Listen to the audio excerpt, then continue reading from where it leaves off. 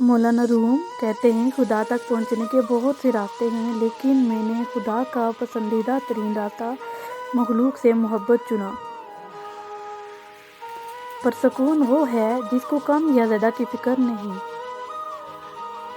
انسان اپنے اندر چھپی ہوئی نفسانی خواہش کی وجہ سے برے لوگوں سے مغلوب ہو جاتا ہے۔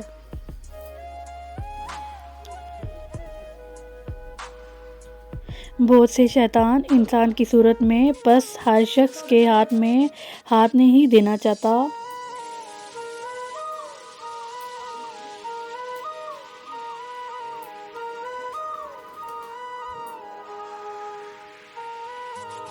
انسان اپنے اندر چھپی ہوئی نفسانی خواہش کی وجہ سے برے لوگوں سے مغلوب ہو جاتا ہے۔